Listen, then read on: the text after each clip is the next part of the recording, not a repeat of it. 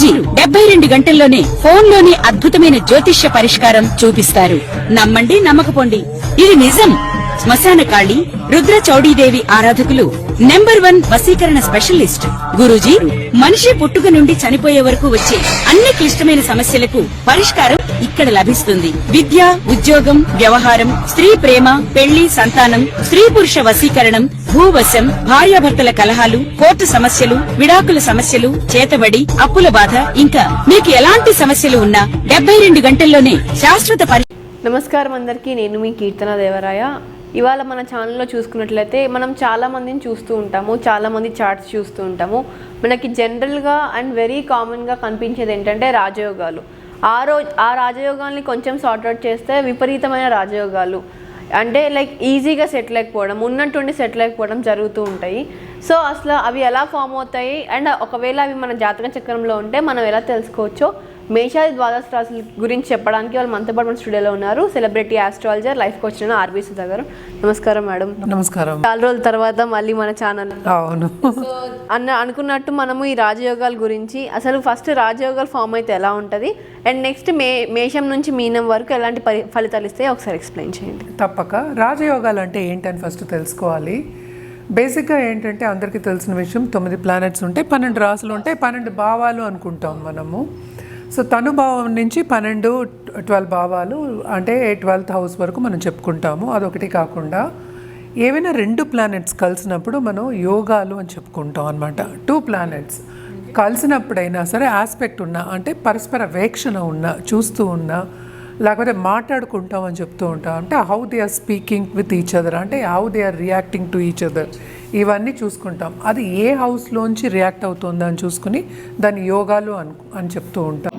దాంట్లోనే రాజయోగాలు, అవయోగాలు అని చెప్పుకుంటాం. అంటే ఏంటి రాజయోగం అంటే? ఏదైనా సరే రాజయోగం అంటే యూజువల్గా ఏంటి, నేను పైకి తీసుకెళ్లే ఒక యోగం కింద మనం చెప్పుకుంటాం. అవయోగాలు అంటే కొంచెం ఏంటంటే నెగిటివ్ ఆస్పెక్ట్ మనం చెప్పుకుంటాం అనమాట.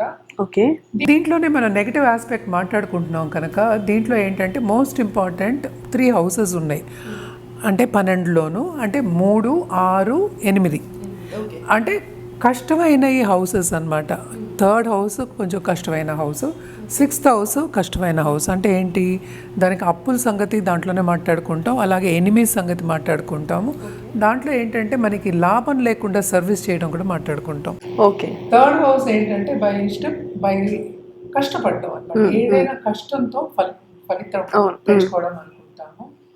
8వ హౌస్ ఏంటంటే యూజువల్గా ఏంటంటే మనకి గుప్త సబ్జెక్ట్, అంటే ఏంటంటే వెరీ నెగటివ్ హౌస్ కింద మనం తీసుకుంటాం. ఎందుకంటే లాంజివిటీ కూడా మనం తీసుకుంటూ ఉంటాం. దాంతో పాటు 3, 6, 8 దాంతో పాటు మనకి 12th హౌస్. 12th హౌస్ ఏంటంటే మన అప్పులు, అంటే నెగటివ్ ఆస్పెక్ట్స్.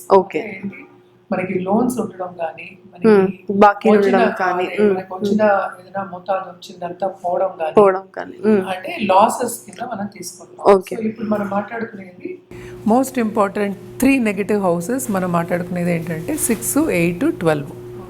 ఓకే. 6 అనేది నేను చెప్పినట్టు చాలా చాలా నెగిటివ్ కింద, ఎందుకంటే డిసీజెస్ కూడా మనం అందులో చెప్పుకుంటాం.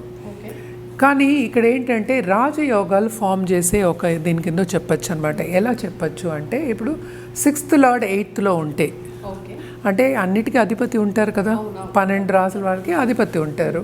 సో 6వ ఇంటి అధిపతి 8వ ఇంట్లో ఉంటే హర్షయోగం, 8వ ఇంటి అధిపతి 12th హౌస్లో ఉంటే ఏమో మనకి నాకు తెలిసి విమల యోగం, సరళ యోగం, విమల యోగం అని చెప్పుకుంటారు. అంటే హర్ష, సరళ, విమల. అంటే 12th లార్డ్ ఏమో 6thలో ఉంటాయి. బట్ ఇది కరెక్ట్గా పేరు చెప్పానో తెలియదు, ఇవి 3 అన్నమాట. ఒక్కొక్క దానికి చెప్పుకుంటాం. అది ఏంటి అసలు అంటే, మోస్ట్ ఇంపార్టెంట్ అంటే ఇవి మారినప్పుడు, లేకపోతే ఆ ఓన్ హౌస్లో ఉన్నప్పుడు. ఇప్పుడు 12thలో ఉన్నప్పుడు మనం ఏం చెప్తాం, విమల యోగం చెప్తాం. సో విమల యోగం అనేది ఏంటంటే అసలు అప్పులు లేకుండా చేయడం అనేది, అంటే అదొక ప్లస్ పాయింట్. అంటే ఏంటి, నెగటివ్ ఆస్పెక్ట్స్ మనకి మ్యాథమెటిక్స్లో మైనస్ ఎలా ప్లస్ అవుతుందో దీంట్లో కూడా అలాగే అనమాట. ఓకే. దీన్ని రాజయోగం కాదు, విపరీత రాజయోగం ఇచ్చే ఒక ప్లానెట్స్ కింద పరిగణిస్తాం. ఓకే. సో మనం పరిగణించినప్పుడు ఏంటంటే కరెక్ట్ పొజిషన్లో ఉన్నాయా లేదా అని తెలియడానికి మనం జాతకం పరిశీలించుకోవాలి. ఓకే, అవును. సో అది పరిశీలించుకున్నా కూడా ఏమవుతుందంటే అక్కడ పరిశీలించుకున్న తర్వాత ఎప్పుడు ఆ యోగం ఫామ్ అవుతుంది, ఎప్పుడు యోగం రిజల్ట్ ఇస్తుంది, ఏదైనా సరే మన పెద్దలు కూడా చెప్పారు కదా, ఏమని చెప్పారు, కాలం కోసం వేచి ఉండాలి. సో కాలం కోసం వేచి ఉండాలి అంటే ఏంటి, మనకి దశా సిస్టమ్ అంటే ఏంటి, మన టైం సరిగ్గా ఉందా, ఏ టైంలో మనకి రాజయోగం పడుతుంది అనేది మనకి తెలియాలి. సో ఇవన్నీ ఏంటంటే కొంతమందికి ఏంటంటే కుతూహలం ఉంటుంది, అంటే ఏంటి తొందరగా రావాలి, తొందరగా చేయాలి అనేది ఉంటుంది. మనకి యోగాలు ఉన్నాయా లేదా, మనకి ఇంత రాజయోగం ఉంది, మనకి పుట్టినప్పటి నుంచి అలాగే ఉండాలి అనుకునే వాళ్ళే ఉంటారు. కానీ ఎప్పుడు దీనికి రిజల్ట్ ఇస్తుంది, ఎప్పుడు మనకి ఇది ఫామ్ అవుతుంది, ఎప్పుడు మనకి ఆల్రెడీ ఫార్మేషన్ ఉంది, ఎప్పుడు మనకి ఫలితం ఇస్తుంది అనేది మోస్ట్ ఇంపార్టెంట్. అది జాతక రీత్యా మనం చెప్పుకుంటాం అనమాట. దానికి కూడా మనకి ఏంటంటే పరిహారాలు చేయడం అనేది ఇంపార్టెంట్. ఎందుకు పరిహారాలు చేయాలి అంటే మనకి పేషెన్స్గా ఉండి ఆ పాజిటివ్ దారిగా నడవాలి, పాజిటివిటీ అనేది పెంచుకోవాలి అన్నప్పుడు, పాజిటివ్గా ఉండాలి అన్నప్పుడు, వేచి ఉన్నప్పుడు ఏంటంటే మనం ఏంటి మనకి రెస్పాన్సిబిలిటీస్ ఉంటాయి. చాలా ఏంటంటే మనకి అవ్వట్లేదు ఒక ఫీల్ ఉంటుంది, అవును, ప్రెషర్ అనేది ఉంటుంది, యాంగ్జైటీ అనేది అవును, అవును. సో ఇవన్నీ లేకుండా ఏంటంటే మనం కొంతవరకు ఏం చెప్తాం, పరిహారాల విషయాలు కూడా చెప్తూ ఉంటాం. ఇది చేస్తూ ఉంటే ఈ టైంకి అవుతుంది అని. ఎందుకు విపరీత రాజయోగం అంత గొప్ప విషయం అనేది మనం చెప్పుకోవాలి. ఇప్పుడు రాజయోగం అయినా గొప్ప విషయమే, ఎందుకంటే అందరూ లక్ష్మీ యోగాల గురించి మాట్లాడుకుంటూ ఉంటాము, అలాగే గజకేశ్వరి యోగాల గురించి మాట్లాడుకుంటూ ఉంటాం. విపరీత రాజయోగం అనేది ఏంటంటే మన అనుకోని దానికన్నా ఎక్కువ ఇచ్చేసి, ఇప్పుడు ఈ కాలంలో ఇదివరకు ₹1,00,00,000 మాట్లాడుకునేవాళ్ళు, ఇప్పుడు 10 కోట్లు కూడా తక్కువ అయ్యాయి, 100 కోట్లు మాట్లాడుతున్నారు, 1000 కోట్లు మాట్లాడుతున్నారు. సరే ఎక్కడికి వెళ్ళాం మనం ఏంటంటే ఎప్పటికైనా గ్రో అవ్వాలి. సో అలాగే విపరీత రాజయోగం ఏం చేస్తుందంటే ఎక్కడో చెప్పు కుట్టుకునేవాడిని ప్రెసిడెంట్ కింద తీసుకెళ్ళడం అనేది చేస్తుంది. అంటే అసలు ఏమీ లేని హీన స్థితిలో ఉన్న వాళ్ళని ఎక్కడికో తీసుకెళ్ళి కూర్చోపెడుతుంది. అలాగే మనం ఇప్పుడు చూసాము, అంటే ఇప్పుడు రీసెంట్గా కూడా చూసాము, ఒక ఆటో డ్రైవర్ అమ్మాయి ఏమో ఐఏఎస్ ఆఫీసర్ అవ్వడం కానీ, లేకపోతే ఒక ఆఫీసర్ అవ్వడం కానీ, పొజిషన్ కూడా రావాలి. ఒకటే కాదు, అదొకటి కాకుండా గూగుల్లో కానీ పెద్ద పెద్ద ఎంఎన్సీలో కానీ కోట్ల రూపాయలకి వాళ్ళు తీసుకున్నారు అనేది మనం చూస్తున్నాం. అంటే ఏంటి, ఆ పుష్ అనేది ఇస్తుంది విపరీత రాజయోగం. విపరీత రాజయోగం ఉన్న వాళ్ళకి మనం ఏంటంటే టైం కోసం వేచి ఉండాలి. అంటే ఏంటి, మనం ఆల్రెడీ మాట్లాడుకున్నాం ఏంటి, 6, 8, 12 ఇవన్నీ కష్టమైన ఒక హౌసెస్. సో కొంతవరకు ప్రయత్నించినప్పుడు చిన్నప్పటి నుంచి కొంచెం కష్టపడేవాళ్ళు సడన్గా పైకి వచ్చిన వాళ్ళు బోళ్ళంత మందిని చూస్తాం.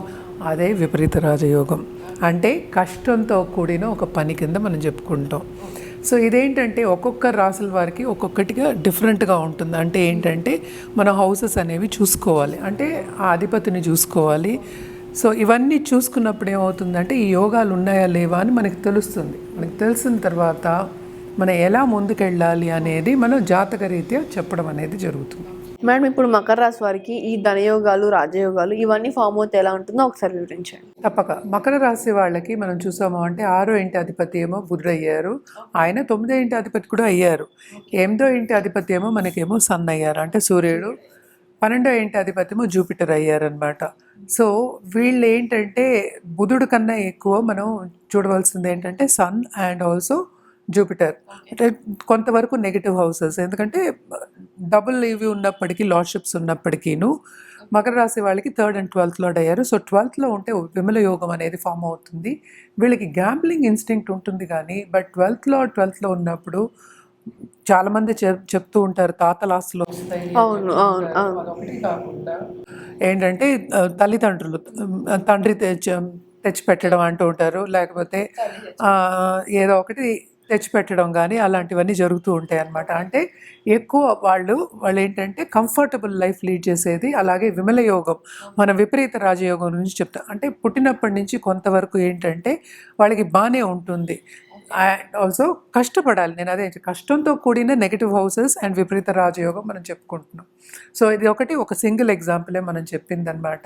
సో ఎప్పటికైనా పరివర్తన చెందినప్పుడు, అంటే ఏంటంటే 6th or 12th ఉన్నప్పుడు, లేకపోతే 8th ఉన్నప్పుడు కూడా ఈ రాజయోగాలు అనేవి ఫామ్ అవుతూ ఉంటాయి. వీళ్ళకి ఏంటంటే తప్పక చదువు అనేది ఎక్కువ ఇస్తుంది. అదొకటి కాకుండా గవర్నమెంట్ రంగంలో ఉండడం కానీ, ఉన్నత స్థాయి, ఇప్పుడు ఐఏఎస్ శాసించే ఒక స్థాయి, ఇవ్వడం అనేది జరుగుతుంది. అదొకటి కాకుండా బిజినెస్ పీపుల్, ఎందుకంటే ఈ రాశికి అధిపతి మనకి తిరుగు శని అయ్యారు. ఆయన ఏంటంటే కష్టపడింది ఏమి ఇవ్వరు ఈజీగాను. సో తప్పక ఏంటంటే కొంతవరకు కష్టపడిన తర్వాత towards end of this life, లేకపోతే హాఫ్ ఆఫ్ దిస్ లైఫ్, అంటే ఒక 30 ఏళ్ళు వచ్చిన తర్వాత, అది జాతక రీత్యా చెప్పడం జరుగుతుంది. నేను జనరల్ ఎగ్జాంపుల్ తీసుకున్నాను. వాళ్ళు ముందుకు సాగడం కానీ, పైకి రావడం కానీ, ఒక కంపెనీలో పెద్ద పొజిషన్కి రావడం కానీ, శాసించే ఒక అధికారం రావడం కానీ మనకి కనిపిస్తూ ఉంటుందన్నమాట. ఓకే. విపరీత రాజయోగం అనేది అదే ఎగ్జాంపుల్ కాకుండా అది దాని డెఫినేషన్ కూడా అదే అన్నమాట. అంటే ఏంటి, మన అనుకోని దానికన్నా ఎక్కువ రావడం మనకి, అంటే పలుకుబడి దగ్గర నుంచి, మన ఫ్రెండ్స్ దగ్గర నుంచి, మన ఫ్యామిలీ దగ్గర నుంచి ఎవరో ఒకళ్ళు సపోర్ట్ చేయడం కానీ, పైకి తీసుకురావడం కానీ, అందరితోనూ పరిచయం రావడం కానీ, గవర్నమెంట్తో టచ్ రావడం కానీ, శాసించే వాళ్ళతో టచ్ రావడం కానీ, ఇవన్నీ రావడం అనేది జరుగుతుంది. అండ్ ఆల్సో ఈజీగా పనులు జరుగుతూ ఉంటాయి అన్నమాట. సో విపరీత రాజయోగం ఉందా లేదా అనేది మన జాతక రీత్యా నిర్ధారించడం అనేది జరుగుతుంది. అదొకటి కాకుండా ఎప్పుడు ఇది ఫ్రూక్టిఫై అవుతుంది, ఎప్పుడు ఈ రిజల్ట్ ఇస్తుంది అని చెప్పడం కూడా జరుగుతుంది అనమాట. అదొకటి కాకుండా పరిహారాల విషయానికి వస్తే కనుక శని జపం కంటిన్యూస్గా చేసుకోవడం మంచిది. అదొకటి కాకుండా హనుమాన్ చాలీస చదువుకోవడం మంచిదన్నమాట. ఎందుకంటే హనుమంతుడిని మించింది లేదు. ఎప్పటికైనా సరే విజయం సాధించాలి అనడానికి మనం హనుమంతుని చెప్తాం. సో హనుమాన్ చాలీస నిత్యం చదువుకోవచ్చు.